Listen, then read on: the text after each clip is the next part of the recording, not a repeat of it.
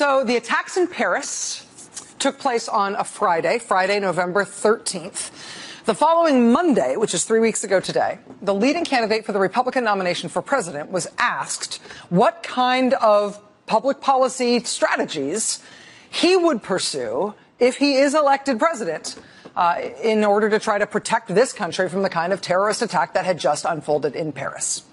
That candidate, Donald Trump, said in response to those questions that he would, quote, strongly consider shutting down mosques in the United States. He said, quote, you're going to have to certainly look at it. So this was the Monday after the Friday Paris terrorist attacks.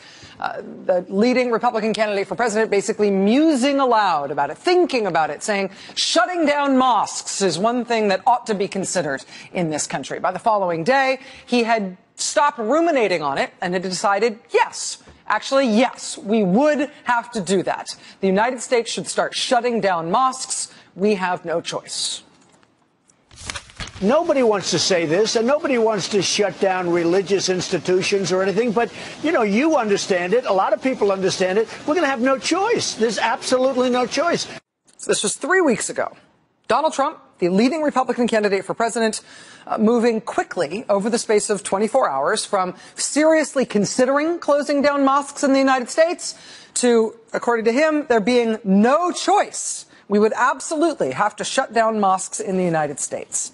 Now, since that is not just a radical departure from current American policy, that is a radical departure from anything ever done or seriously proposed at a high level in this country, because that is such a radical proposal, Mr. Trump, after he made those public comments, he was then repeatedly asked by reporters if he could please clarify exactly what it was that he was proposing. And to be frank, you could tell from the tone of a lot of the questions that he got that reporters were basically trying to sound him out, trying to figure out if he really understood, if he really knew just how radical these suggestions were that he was making. Do you think there's some kind of state of emergency here, and do we need warrantless searches of Muslims? Well, we're going to have to do things that we never did before, and some people are going to be upset about it, but I think that now everybody is feeling that security is going to rule, and certain things will be done that we never thought would happen in this country. And in terms of doing this, to pull off the kind of tracking we need, do you think we might need to register Muslims in some type of database or note their religion on their ID? Well, we're going to have to look at a lot of things very closely. We're going to have to look at the mosques. We're going to have to look very, very carefully. We're going to have to look at a lot of things. So that was November 19th. Republican presidential frontrunner Donald Trump saying we needed to look very carefully at the prospect of creating a national registry for Muslims in the United States, or maybe forcing Muslims to note their religion on their government IDs. We were going to have to look very closely at the mosques and consider shutting down mosques. The night that interview that you just heard there, the night that a write-up of that interview was published, another reporter, an NBC reporter named Vaughn Hilliard, followed up with Mr. Trump to try to make sure that that really was what Mr. Trump was proposing, that that really was what he meant. Should there be a database system that tracks the Muslims who are in this country? There should be a lot of systems beyond database. I mean, we should have a lot of systems. For Muslims specifically, how do you actually get them registered into a database? It would be just good management. What you have to do is good management procedures, and we can do that. That's nice. I mean, do you go to mosques and sign these people up into the system? Different places. You sign them up at different, but it's all about management. Our country has no management. Who's this at? Would they have to legally be in this database? Would it be their They have to be. They have to be. It seemed like a radical proposal, right? Even to be musing about it, let alone saying you definitely want it. We're talking about requiring members of a specific religion to register in some sort of federal government database, to track them in this country, noting your religion on your ID. Are you sure, Mr. Trump? Is that definitely what you mean? Do you understand the significance of what you are proposing for our country? Follow-up round 52. Mr. Trump, why would Muslim databases not be the same thing as requiring Jews to register in Nazi Germany? What would be the difference? Is there a difference between the two?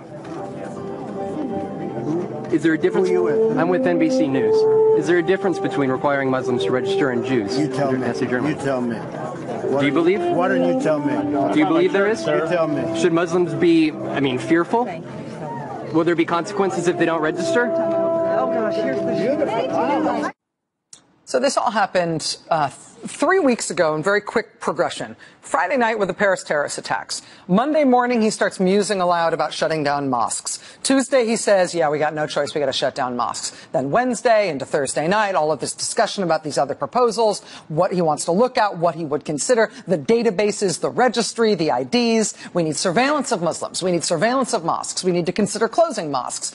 We definitely need to close mosques. We should look at a national database for Muslims where they have to legally get registered with the government. We should look at making them carry ID cards that list their religion on their IDs. So this all happens in very quick succession 3 weeks ago, and it all culminates in that very testy, very, at least slightly angry interaction with that young NBC reporter, Vaughn Hilliard. And it's clear that Mr. Trump doesn't like the way his proposals sound when they're being voiced back to him. He doesn't like the way they're being received.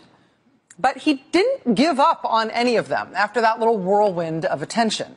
And actually, within a couple of days, Mr. Trump had switched gears into spinning a sort of dystopian fantasy story about modern U.S. history, a vivid, damning lie about Muslims in this country, which seemed specifically cooked up to justify the kinds of almost unbelievably radical policies that Mr. Trump was, at that point, proposing to use against American Muslims.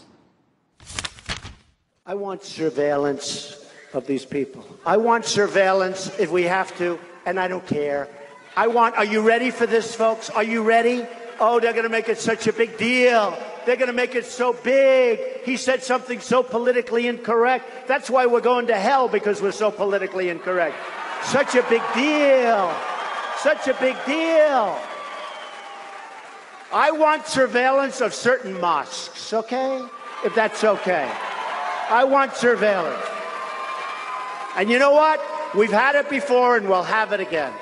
Hey, I watched when the World Trade Center came tumbling down. And I watched in Jersey City, New Jersey, where thousands and thousands of people were cheering as that building was coming down. Thousands of people were cheering. So something's going on. We got to find out what it is. We do have to find out what it is. Republican presidential frontrunner Donald Trump rolling out that lie about thousands of American Muslims supposedly celebrating the Twin Towers coming down in Jersey City, New Jersey on 9/11. He rolled out that blatant lie in front of this animated crowd in Alabama 2 weekends ago. That was the same rally at which Mr. Trump's supporters beat up a somewhat disruptive protester who'd been shouting Black Lives Matter. Mr. Trump later told the press about that beating, that maybe the guy should have been roughed up. Donald Trump's campaign for president has never been, sweetness and light. Remember, the big refrain of his announcement speech was, "The American dream is dead." The name of his book that just came out is Crippled America, and the picture on the cover is on purpose. I mean, he's been running basically a horror movie campaign from the very beginning. But in these last couple of weeks, his campaign has taken darker and darker turns. And now we know where all those turns were leading. Because today, Mr. Trump has done something that appears to be causing even most of the rest of the Republican Party to choke. Mr. Trump this evening putting out this statement, which is the subject of the statement is preventing Muslim immigration, as you can see there. The statement in which he calls for a, quote, total and complete shutdown of Muslims entering the United States. Mr. Trump's written statement tonight explicitly calling for not allowing anybody to immigrate to the United States if they are Muslim. But his campaign later clarified that it's not just that. His campaign later clarified that he also is proposing banning anybody who's a Muslim from visiting the United States for any purpose. So he wants to ban all Muslims from getting any visa of any kind to come to the United States for any reason.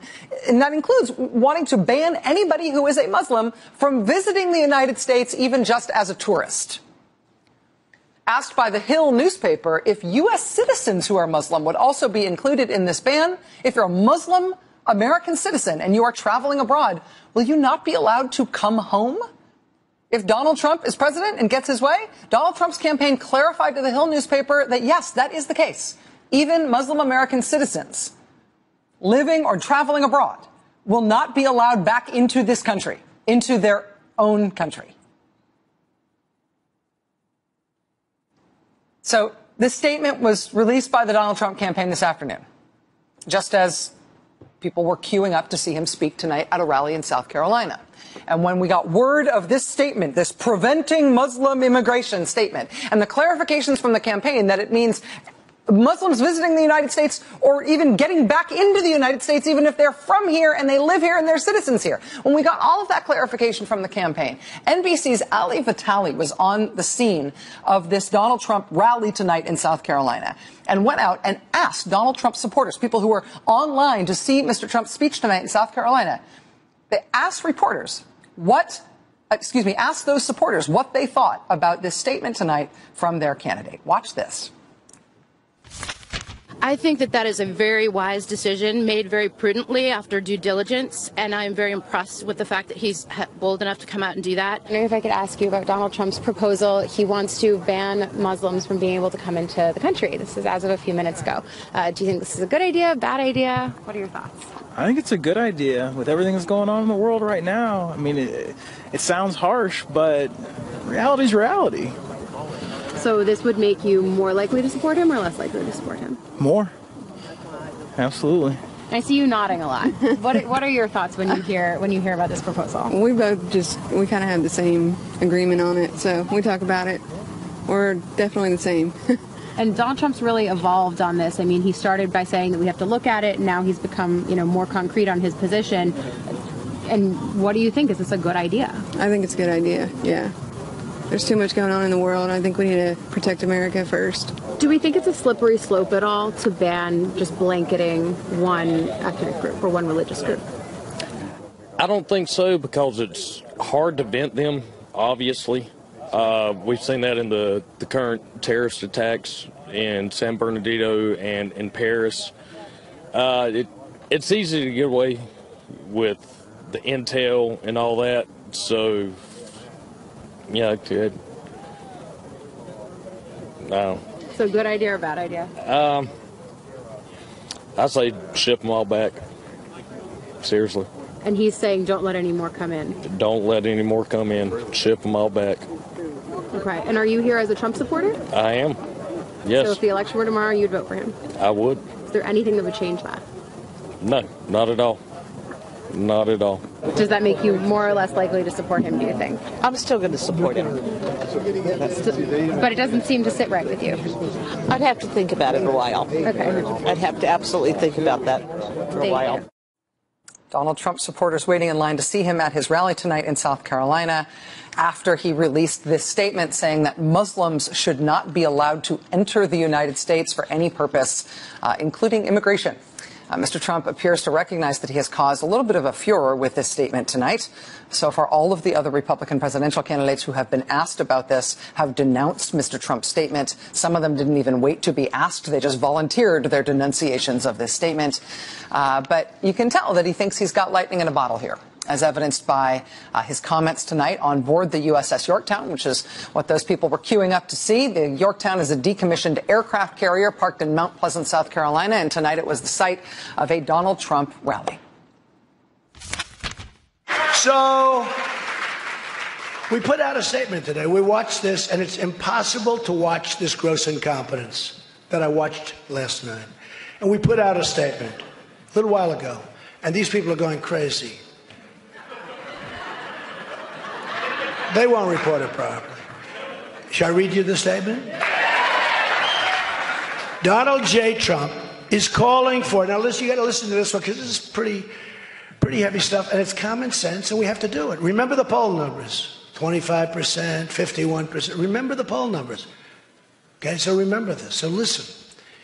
Donald J. Trump is calling for a total and complete shutdown of Muslims entering the United States until our country's representatives can figure out what the hell is going on.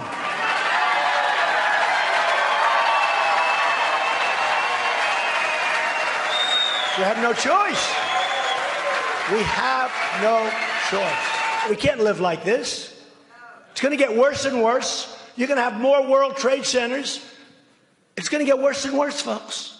We can be politically correct and we can be stupid, but it's going to get worse and worse. Until we are able to determine and understand this problem and the dangerous threat it poses, our country cannot be the victim of horrendous attacks by people that believe only in jihad. These are people who only believe in jihad. They don't want our system. They don't want our system. And have no sense of reason or respect for human life. They have no respect for human life.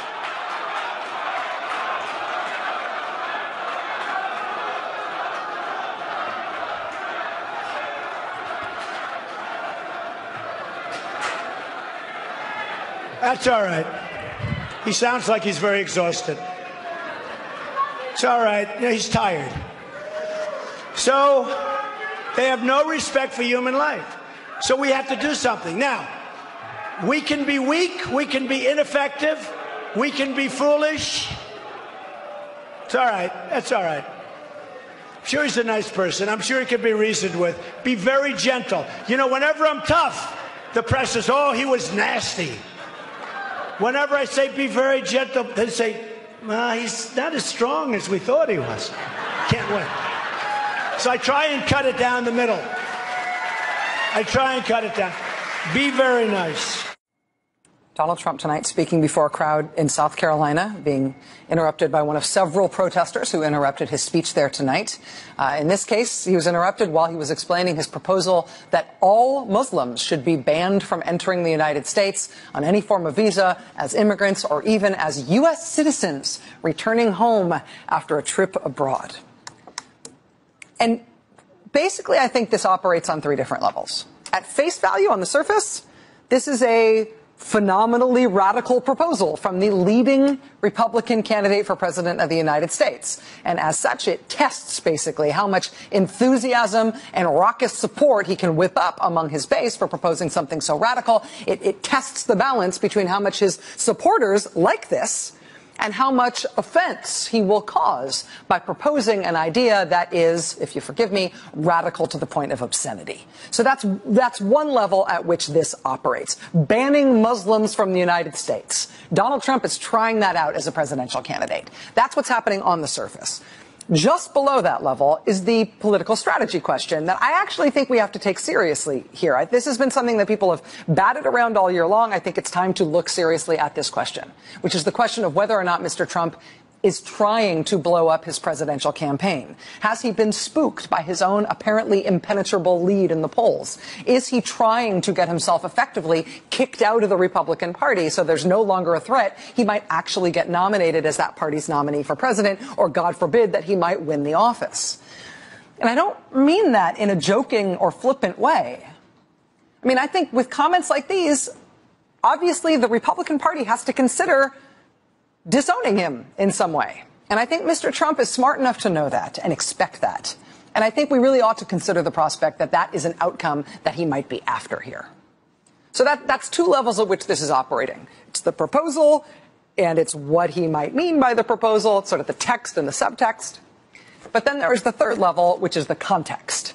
And whether or not this is some theatrical game of stirring the base or trying to stir the base until you self-destruct. In the big picture, we do now have, as a country, as a mark on the history of our nation, a public proposal by the leading candidate for president of one of our two major political parties that people who are Muslims should not be allowed into this country. That those 19th century signs that said no Irish, no blacks, no dogs, those signs have been replaced with 21st century signs in this country that say no Muslims. That's now happened. That's now us. How does that affect America in the world? Regardless of what this does to Donald Trump and his cotton socks, regardless of what this does to Republican politics, what does this do to us? How does this affect us as a country, as of now? I have exactly the person who can answer that question here with me next. Stay with us.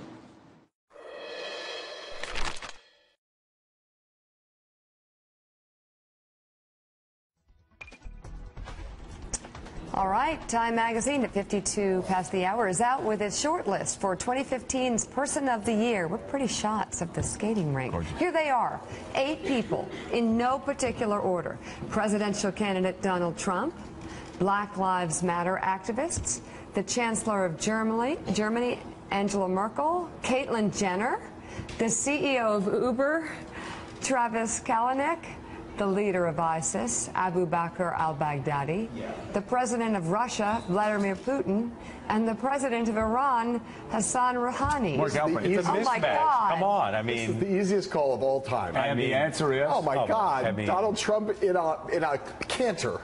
I used to work at Time Magazine, and we had endless, agonizing, pain discussions about who it should be. This year, the meeting would last 2 words: the Donald. I mean, I hate to make it sound anticlimactic, but come on. Okay. Again, remember, Person of the Year at Time Magazine. I'm not a spokesman for Time Magazine, but I always make it very clear: it's not the most admirable person, not the most heroic person, just the person, biggest impact of the year. Where can we bet money on this? Easy. I'll bet everything. Surrey down. I will bet everything. Siri is all over you. All right, so we have been remiss to not show the daily news cover. Everything is awesome. 8:54. Right. I think you guys aren't being fair to President Obama. Kitty cats and deer. But you got to read the top thing. To all those who have been offended by hearing the truth about our nation's gun scourge and the NRA, and cowardly Pauls who think nothing's wrong, there's a polar bear with a traffic cone on its nose. There's a little cat. There's a jackalope, I think. Cute little cat. And look at all the little puppies. They look like my dog Cajun. All right, up That next. is some funny stuff. What, if anything, did we learn today?